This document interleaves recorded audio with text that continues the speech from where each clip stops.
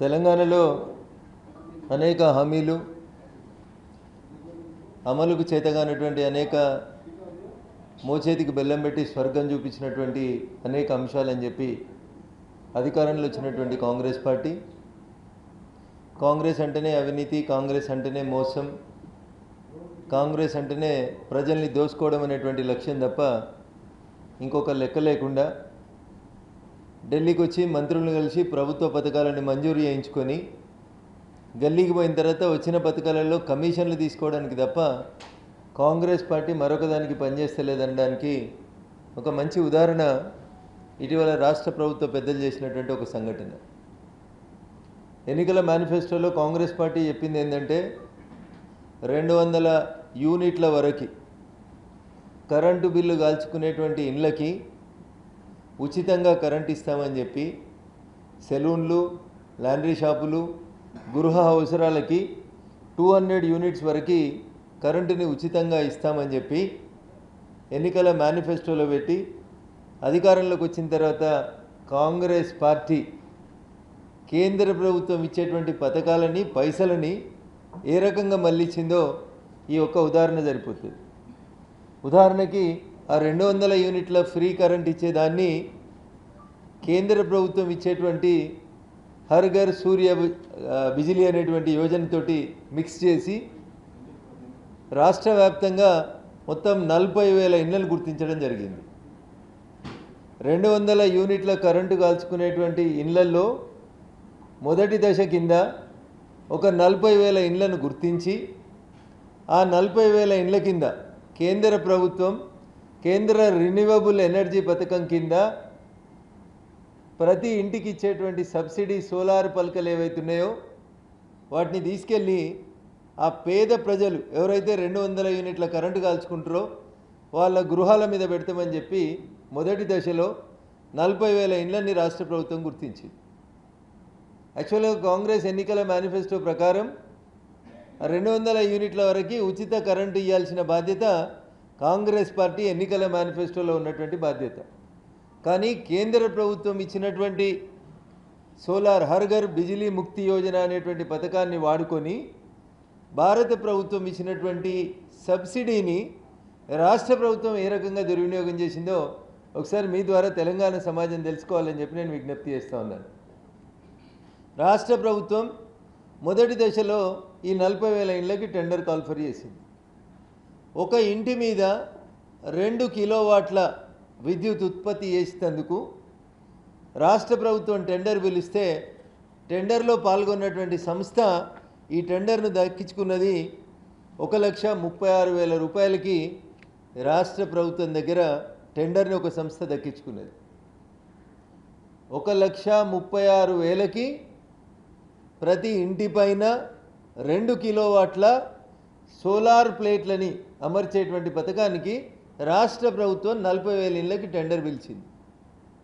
Tender తీసుకున్నటువంటి సంస్థ రాష్ట్ర ప్రభుత్వంతో చేసుకున్నటువంటి ఒప్పందం 1.3 lakhs అని చేసుకున్నారు.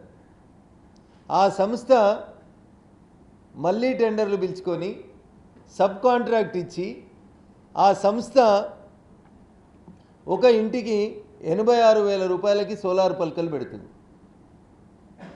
రాష్ట్ర ప్రభుత్వం దగ్గర నుంచి కాంట్రాక్ట్ పొందింది 1,36,000కి. ఇల్లు మీద పలకలు బిగించేందుకు సబ్ టెండర్ సబ్ కాంట్రాక్ట్ ఇచ్చింది 86,000కి. అంటే ఒక ఇంటి మీద 50,000 రూపాయలు టెండర్ వేసిన కంపెనీకి పోతున్నాయా, సంబంధిత విద్యుత్ శాఖ మంత్రికి పోతున్నాయా, ముఖ్యమంత్రి గారికి పోతున్నాయా, లేకపోతే ఏడికి పోతున్నాయి అసలు ఈ పైసలు అనేది ఒక అంశం అయితే, రెండో అంశం ప్రతి కిలోవాట్కి భారత ప్రభుత్వం నరేంద్ర మోడీ గారి నాయకత్వంలో ఒక ఇంటి మీద సోలార్ ప్లేట్లు పెట్టుకుంటే ఒక కిలోవాట్కి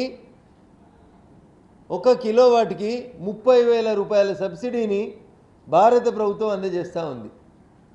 సో ఈ 200 యూనిట్లు కాల్చే కుటుంబాలకి 2 కిలోవాట్లు అంటే గవర్నమెంట్ ఆఫ్ ఇండియా నుంచి వచ్చేటువంటి సబ్సిడీ 60,000 రూపాయలు భారత ప్రభుత్వం నేరుగా సోలార్ పలకల పథకానికి నేరుగా భారత ప్రభుత్వం నుంచి వస్తాయి. ఇంకా రాష్ట్ర ప్రభుత్వం చేతికెళ్ళి పడింది ఎంత? 86,000 టెండర్కు పోతే 86లోంచి 60 తీసేస్తే రాష్ట్ర ప్రభుత్వం కట్టాల్సింది 26,000 రూపాయలు మాత్రమే. ఒకవేళ ఎవరన్నా కొంచెం ఇల్లు సైజు పెద్దగా ఉండి 3 కిలోవాట్ పెట్టుకుంటే 18,000 రూపాయలు 3 కిలోవాట్కి భారత ప్రభుత్వం సబ్సిడీ ఇస్తుంది. అంటే 78,000 రూపాయలు భారత ప్రభుత్వం సబ్సిడీ ఇస్తే వీళ్ళు టెండర్ పిలిచిందేమో 1,36,000కి, టెండర్ తీసుకున్న కంపెనీ ఎల్లైనో మల్లైనో టెండర్ తీసుకొని ఇంకొక ఆయన కాంట్రాక్ట్ ఇచ్చింది 86,000కి. ఈ 86,000కి 1,36,000కి మధ్యలో ఉన్నటువంటి డిఫరెన్స్ 50,000 పర్ హౌస్ చొప్పున 40,000 ఇండ్లకి మీరు క్వాలిటీ లేని పలకలు పెడుతురా, కమిషన్లు తీసుకున్నారా, లేదా భారత ప్రభుత్వమే మొత్తం పైసలు ఇచ్చింది నరేంద్ర మోడీ గారికే క్రెడిట్ ఇద్దాం అని ఒక మాట కూడా రాష్ట్ర ప్రభుత్వం నోట్లకెళ్ళి రాదు. వస్తారు, కేంద్ర మంత్రిని కలుస్తారు, నవ్వుకుంటూ ఫోటోలు దిగుతారు, హైదరాబాద్కు పోయి నరేంద్ర మోడీ గారి ప్రభుత్వం తెలంగాణకి ఏమిచ్చింది అంటే గాడిద గుడ్డు అని నెత్తి మీద పెట్టుకొని తిరుగుతారు. మరి ఇప్పుడు ఇండ్ల మీద పెడుతున్నటువంటి సోలార్ పలకలకి ప్రతి ఇంటికి 2 కిలోవాట్లు అయితే 60,000, 3 కిలోవాట్లు అయితే 78,000 రూపాయలు ఇచ్చినాం. ఈ పైసలు ఎటుపోతున్నాయి? ఎవరు ఇస్తున్నారు ఈ పైసలు? 100% భారత ప్రభుత్వమే ఇస్తుంది. కాంగ్రెస్ పార్టీ ఏం చెప్పుకుంటుంది? 200 యూనిట్లు కాలినటువంటి ప్రతి ఇంటికి మేము ఫ్రీ కరెంట్ ఇస్తున్నాము అని చెప్తున్నాం. ఏడికెళ్ళి ఇస్తున్నారు మీరు ఫ్రీ కరెంటు? కేంద్ర ప్రభుత్వం ఇచ్చినటువంటి హర్ ఘర్ బిజిలీ ముఫ్తీ యోజనలో వచ్చిన సోలార్ పలకల్ని తీసుకుపోయి ఇంటి మీద పెట్టి మేము ఇస్తున్నాము అని చెప్తున్నారు. వారం రోజుల క్రితం ఒక పేపర్, ఒక ప్రముఖ తెలుగు దినపత్రిక ఒక వార్త రాసింది. ఏమని రాసింది? కాంట్రాక్ట్ ఒకరిది, చేసింది మరొకరు అండి. మరి దీని మీద ఎందుకు ఎంక్వైరీ చేస్తలేరు? 1,36,000 నుంచి 86,000కి ఒక ఆయన దక్కించుకున్నాడు సబ్ టెండర్ లేదా సబ్ కాంట్రాక్ట్ అంటే ఒక ఇంటి మీద 50,000 మిగులుతున్నాయి. 50,000 ఎటుపోయినాయి? This you should answer. ముఖ్యమంత్రి గారు సమాధానం చెప్పాలి. వాళ్ళు మొదటి దశలో టెండర్ పిలిచింది 81 గ్రామాల్లో కేవలం 40,000 ఇండ్లకు పిలిచింది. 40,000 హౌజెస్ ఇంటూ ఈచ్ హౌస్ 50,000 లెక్క పెడితే 200 కోట్లు పోయినాయన్న. 200 కోట్లు ఒకటే దాంట్లో మింగేసిరు. దీనికి విద్యుత్ శాఖ మంత్రి సమాధానం చెప్తాడా? ముఖ్యమంత్రి సమాధానం చెప్తాడా? లేదా ప్రిన్సిపల్ టెండర్ వేసుకున్న ఆయన ఎవరికి వినామో రాష్ట్ర ప్రభుత్వం చెప్పాలని చెప్పి ఈ సందర్భంగా డిమాండ్ చేస్తూ ఉన్నాను. నేను ఈరోజు గౌరవ కేంద్ర రిన్యూవబుల్ ఎనర్జీ మినిస్టర్ గారిని కలిసి దీంట్లో జరిగినటువంటి ఈ కుంభకోణాన్ని విచారణ జరిపించమని చెప్పడమే కాకుండా ఏ ఇంటి మీదనైతే సోలార్ పలకలతో మనం హర్ ఘర్ బిజిలీ ముఫ్తీ యోజన ఇస్తూ ఉన్నామో ఆ ఇంటి మీద ఖచ్చితంగా ఇది కేంద్ర ప్రభుత్వ పథకమని ఆ ఇంటి మీద ఒక చిన్న లోగోనో దానికి సంబంధించి రాయిస్తే ప్రజలకి మోడీ గారు ఏమి ఇచ్చిర్రు, 8 మంది ఎంపీలు ఏం తెచ్చిర్రు, ఇదంతా మేమే తెస్తున్నామన్నా. మేనిఫెస్టోలో పెట్టింది మీరు, ఇస్తున్నది మేము, ప్రచారం చేసుకుంటుంది మీరు. మీరు నమ్మాలే, ముఖ్యమంత్రి గారి సొంత గ్రామం, నాకేం జలసి లేదు ఆయన మీద, కొండారెడ్డిపల్లిలో ప్రతి ఇంటి మీద ఇవి పెట్టుకున్నారన్న. ప్రతి ఇంటి మీద ఇది పెట్టుకున్నారు. నాకేం అభ్యంతరం లేదు. డిఫరెన్స్ అమౌంట్ ఏమైనా గవర్నమెంట్ కట్టిందా? లేదు. డిఫరెన్స్ అమౌంట్ సిఎస్ఆర్ కిందకి వెళ్ళి ఇచ్చిర్రు. ఇప్పుడు నేను చెప్పిన కదన్నా 2 కిలోవాట్లు పెట్టుకుంటే ఫర్ ఎగ్జాంపుల్ 86,000 అయింది. కేంద్ర ప్రభుత్వం 60,000 ఇస్తే మిగిలిన 26,000 ఆ ఇంటి యజమాని కట్టాలి. ఇంటి యజమాని కట్టలే. ముఖ్యమంత్రి ఏం చెప్పిండు? అందరికీ నేనే ఇస్తున్నా ఫ్రీగా అన్నాడు. ఎక్కడ భారత ప్రభుత్వం ఇచ్చింది 2 కిలోవాట్లకి 60,000 లేదా 3 కిలోవాట్లకి 78,000 అని చెప్తలేడు. కొండారెడ్డిపల్లి మొత్తం, నా సొంతూరు మొత్తం హర్ ఘర్ బిజిలీ ముఫ్తీ యోజన కింద మేము సోలార్ ప్లేట్లు పెట్టినాం. నా ఊర్లో అందరినీ సోలార్ పలకల ద్వారా విద్యుత్ తయారు చేసే రిన్యూవబుల్ ఎనర్జీకి అనుసంధానం చేసిన ఈ ఆలోచన భారత ప్రభుత్వాన్ని. నరేంద్ర మోడీ గారికి క్రెడిట్ ఇస్తున్నా అని చెప్పుంది, తప్పేముంది? కంపెనీని బెదిరించి సిఎస్ఆర్ తీసుకుంటారు. భారత ప్రభుత్వం 2 కిలోవాట్లకి ఇచ్చే 60,000 తీసుకుంటారు. 3 కిలోవాట్లకి ఇచ్చే 78,000 తీసుకుంటారు. నేను తప్పు పడతలేను, కానీ పైసలు మాయి, సొమ్ము కేంద్రాంది. సోకు కాంగ్రెస్ వాళ్ళది. తిట్టేది మళ్ళీ పొద్దున్న లేస్తే కేంద్ర ప్రభుత్వం ఏం చేసింది, 8 మంది ఎంపీలు ఉండి ఏం చేసినారు. అరే ఒక చిన్న స్కీమ్ 40,000 ఇండ్లు తీసుకుంటేనే మీరు 200 కోట్లు కొట్టేస్తే రేపు రాష్ట్ర వ్యాప్తంగా జరుగుతున్నటువంటి మొత్తం స్కీమ్లో అన్ని ఊర్లలో కొంతమంది ముందుకు వచ్చి పెట్టుకుంటున్నారు. దాంట్లో మీరు ఎంత చేస్తున్నారు మోసం అనేది ఒకసారి ఆలోచించాలి. కాబట్టి ఇప్పటికైనా ఫెయిర్గా ఉందాం, నిజాయితీగా మాట్లాడుకుందాం. భారత ప్రభుత్వం ఇస్తే ఇచ్చిందని చెప్పుండ్రి. ఎస్, బీజేపీలకు కూడా ఓట్లేసిర్రు కాబట్టి బీజేపీ కూడా ఇచ్చింది. కేంద్ర ప్రభుత్వానికి కూడా మేము పన్నులు కడుతున్నాం కాబట్టి కేంద్ర ప్రభుత్వ పథకాలను వాడుకునే హక్కు మాకు లేదా? బరాబర్ ఉన్నది, వాడుకోండి. కానీ చెప్పేటప్పుడు 200 యూనిట్లు ఫ్రీగా ఇస్తున్నాం. Credit should go to Congress, but పైసలు should be given by the central government. ఈ అరాచకత్వాన్ని దయచేసి కాంగ్రెస్ పెద్దలు మానుకోవాలి. పాలేంది నీళ్ళేంది చెప్పుర్రి. మేము ఎన్ని పాలు ఇచ్చినాం, మీరు అందులో ఎన్ని నీళ్ళు పోసిరో చెప్పుర్రి. అంతే. మేము లీటర్ పాలు ఇస్తే మీరు 2 లీటర్ల నీళ్ళు పోసి ఇంటింటికి అందరికీ మంచిగా రోజు గ్లాసు నీళ్ళు పాలు ఇస్తున్నామని చెప్తున్నారు మీరు. బట్ ఆ పాలల్లో లీటర్ ఇచ్చింది మేమే. ఆ లీటర్లో మీరు 2 లీటర్ల నీళ్ళు పోసి మేమే ఇంటింటికి ఫ్రీగా పాలు సప్లై చేస్తున్నామనే ఈ ప్రచారం మాత్రం సరైనది కాదు.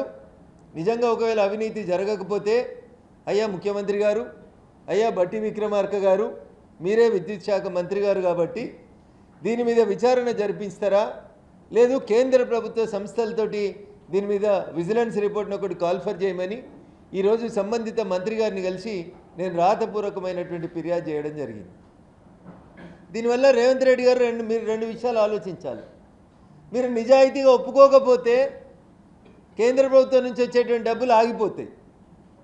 ఎక్కడ పొరపాటు జరిగిందో సరిదిద్దుకుంటే ఇంకో 40,000 ఇళ్ళు కావాలన్నా మేము ఇచ్చేందుకు సిద్ధంగా ఉన్నాం. భారత ప్రభుత్వం పార్టీలను చూస్తలేదు. భారత ప్రభుత్వం తెలంగాణ ప్రజానికాన్ని చూస్తుంది.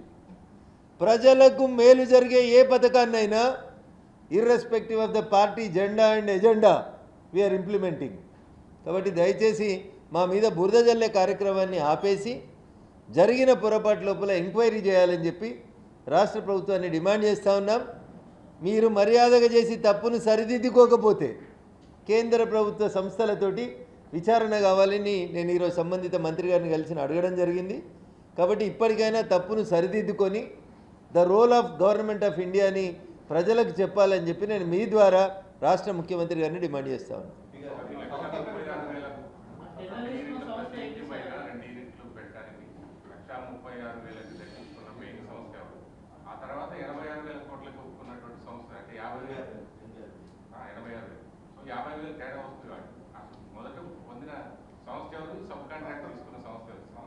అన్న ఇప్పుడు నేను రఘునందన్ రావు ఇటు దిక్కు కూర్చున్నాడు, మైక్కి అటు దిక్కు కూర్చున్న వాళ్ళు చేయాల్సిన పని అది. మేము కూడా జర్నలిజం చేసినప్పుడు అన్న ఇన్వెస్టిగేటివ్ జర్నలిజం చేయాలని చెప్తాం మేము. సో అరటిపండు ఒలిసినట్టు ఒలిసి చెప్తే కూడా ఆ రాసిన పేపర్ జర్నలిస్ట్ మిత్రులే మళ్ళీ నన్ను ప్రశ్న అడిగితే ఆ రాసిన పేపర్ వాళ్ళు ఆ రాసిన టీవీ జర్నలిస్ట్ మిత్రులే ఇప్పుడు నన్ను ప్రశ్నలు అడుగుతుంటే ఇంకా వాళ్ళకి సంస్థ పేరు తెలియదని నేను అనుకోవాలి అన్న. పోనీ ఒక 24 గంటలు చూద్దాం, పట్టు ఇన్వెస్టిగేషన్ చేద్దాం, దొరకకపోతే రేపటి ప్రెస్ మీట్లో సంస్థ పేరు చెప్తాం అన్న. తప్పకుండా విచారణ చేస్తారు. కేంద్ర ప్రభుత్వం ఇచ్చిన డబ్బులతోటి తీసుకుపోయి మీరు 200 యూనిట్లు ఫ్రీ అనే ఇల్లుకు పెట్టుకుంటే మాకు అభ్యంతరం లేదు. పేదోడి ఇంటి మీద సోలార్ పలకలు పెట్టి పేదోడి కరెంటు బిల్లు రాకుండా ఉండడాన్ని మేము వ్యతిరేకిస్తలేము. కానీ మేమిచ్చిన పైసల్ని వాళ్ళేదో ఫ్రీ స్కీమ్ కింద ఇచ్చినట్టు ప్రచారం చేసి మళ్ళీ మనల్నే మోసం చేసి రాష్ట్ర ప్రభుత్వ ఖజానాలకు వెళ్ళి మళ్ళీ డబ్బులు ఇవ్వడం అనేది బాధాకరం. It should be enquired. పైసలు కేంద్రానియా రాష్ట్రానికి కాదు. అవినీతి జరిగింది అంటే విచారణ జరగాలి, జరిపిద్దామని చెప్పి.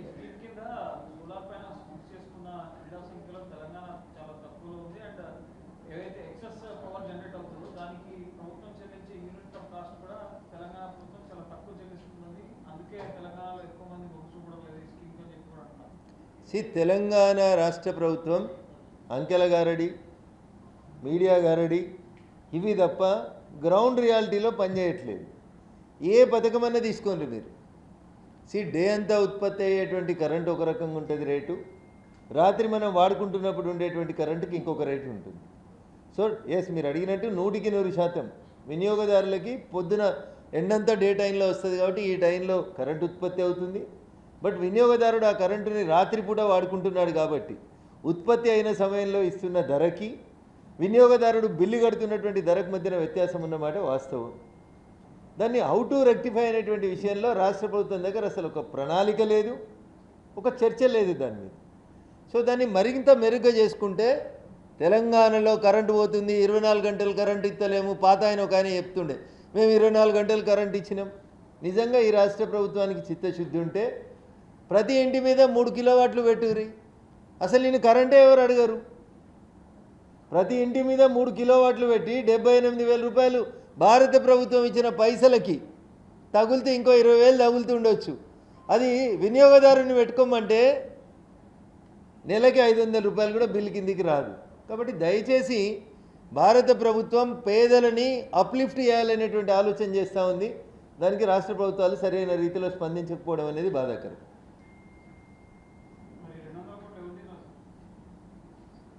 నేను మిమ్మల్ని అడుగుతున్నాను, ఆ బాధ్యత మీదేమో అని నాకు అనిపించింది. నేను మీ మీదనే పెడదాం అనుకొని వచ్చినాను.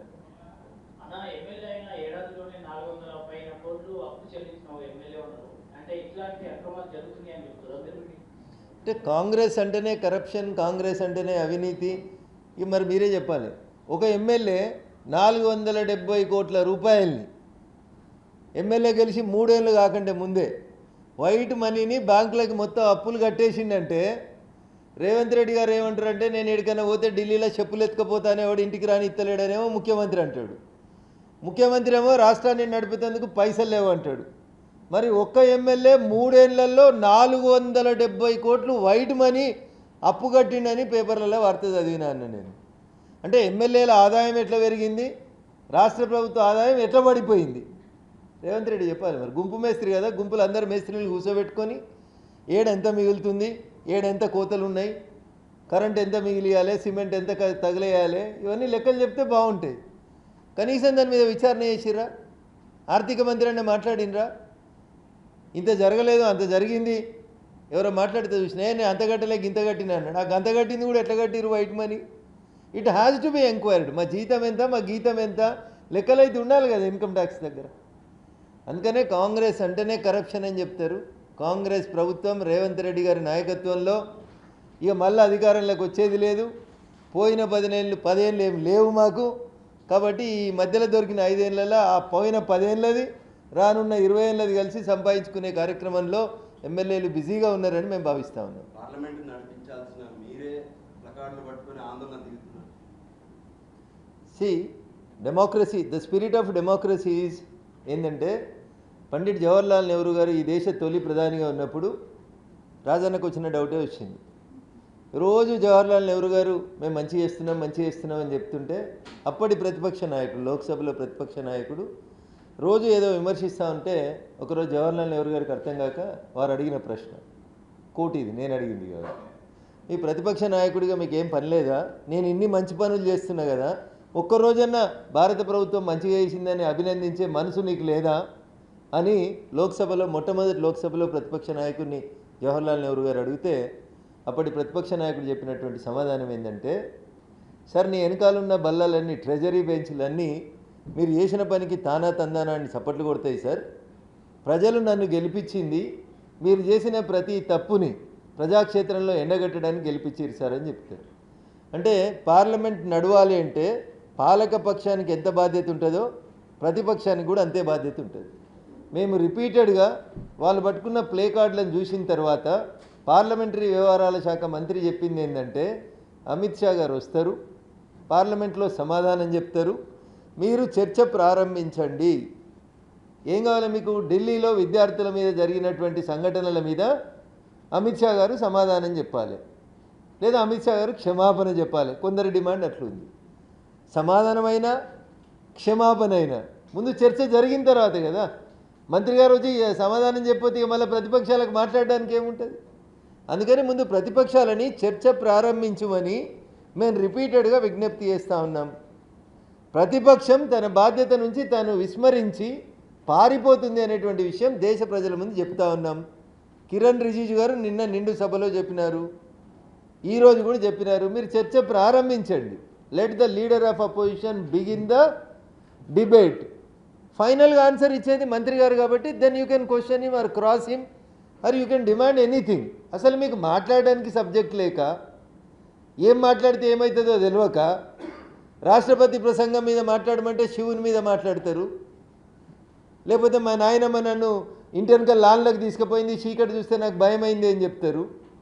వీటికి దేశ సమస్యలకు ఏమైనా సబ్జెక్ట్కి ఏమైనా పొంతనుందా అనేది ఒకసారి ఆలోచించండి. We are ready for debate. ఒకటి వాళ్ళకి సభ నడిస్తే వాళ్ళు తేలిపోతారు, సభ నడిస్తే వాళ్ళ దగ్గర ఏం సరుకు లేదు.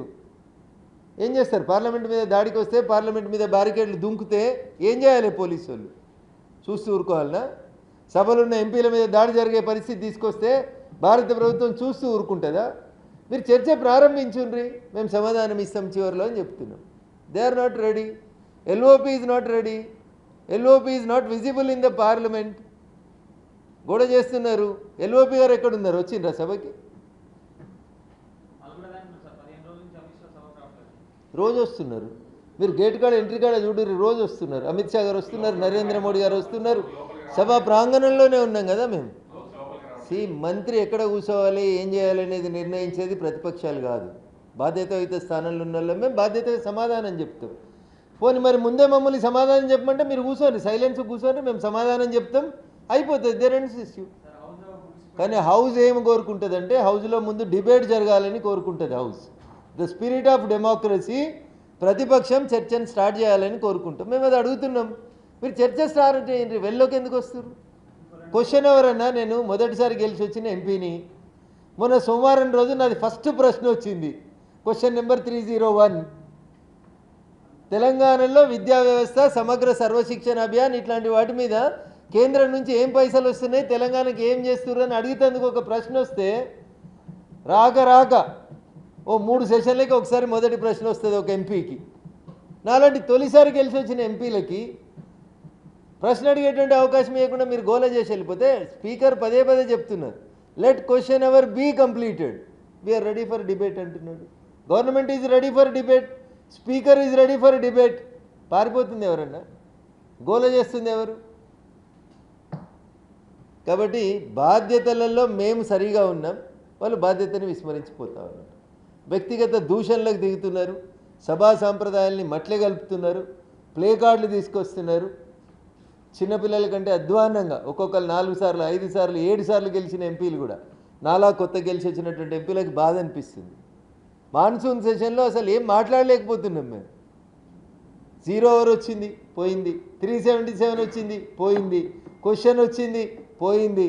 సప్లిమెంటరీ క్వశ్చన్స్ ఉన్నాయి, పోయినాయి. ఇంకేం చేయాలి మరి? దీనికోసమా వీళ్ళని ప్రజల్ని పంపించింది? అందుకనే వాళ్ళు సింగిల్ డిజిట్కి వెళ్ళి వాళ్ళు డబుల్ డిజిట్కి వెళ్ళి 3 డిజిట్ రావడానికి కష్టపడుతున్నారు. ఇట్లే చేస్తే ఆయనతో ఉన్నాయి కూడా పోతాయి, సింగిల్ డిజిట్కి వస్తుంది.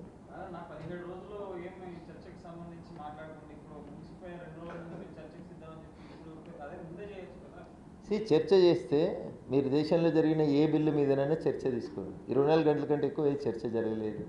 మీరు చర్చ స్టార్ట్ చేస్తే కొన్ని బిల్లులు మీరు చూసిరు, అర్ధరాత్రి 2 దాకా కూడా పార్లమెంట్ నడిపినాం. మీరు ఎన్ని గంటలు మాట్లాడతారో మాట్లాడి ఉండన్నా. దానికి ఒక BAC అని ఉంటుంది, బిజినెస్ అడ్వైజరీ కమిటీలో కూర్చోండి. మేము ఇన్ని గంటలు మాట్లాడతామని చెప్పుండ్రి, దాని ప్రకారం టైం తీసుకోండి.